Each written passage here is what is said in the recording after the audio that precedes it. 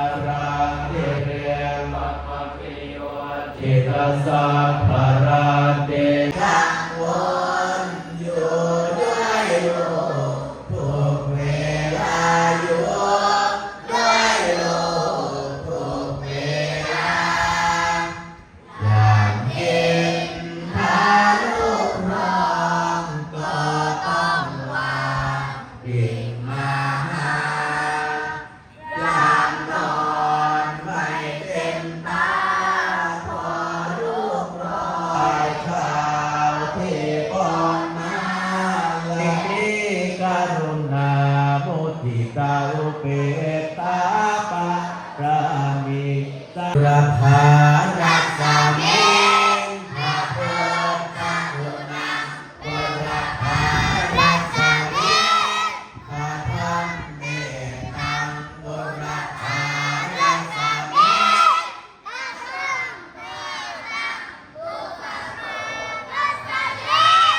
เอวังชัยเยสัพพะทุกข์สัพพะสุขสัพพะโรคสัพพะภัยสัพพะเคราะห์สังเหตุจันไรเอวังชัยเยสัมภะทานังสัมภะลาภังภวันตุเมรังคันตุสุรังคันตุอัมภเนรัสสามิพระพุทธกุณังอัมภเนรัสสามิพระธรรมเมตตังอัมภเนรัสสามิพระสังฆานังทุกขโร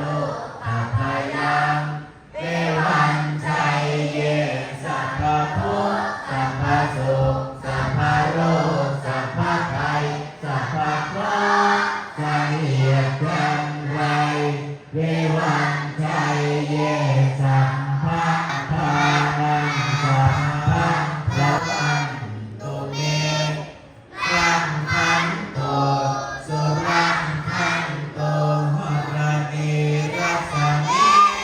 พระพุทธคุณังหรณีรัสสามิ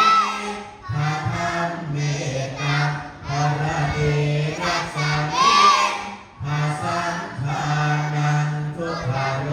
อัพพยังเอวังชัยเยสัพพะทุกข์สัพพะสุขสัพพะโรคสัพพะภัยสัพพะเคราะห์สังเหตุจันไรเอวังชัยเยสัมภะทานังสัมภะลาภังภวันตุเมรังคันโตสุรังคันโตปัจฉิมรัสสามิพระพุทธคุณังปัจฉิมรัสสามิพระตังปัจฉิมรัสสามิพระสังฆานังทุกขโรคัพพยังเอวังชัยเยสัพพะทุกข์สัพพะสุขสัพพะโรคสัพพะภัยสัพพะเคราะห์สังเหตุจันไรเอวังชัยเยรัสมาธิ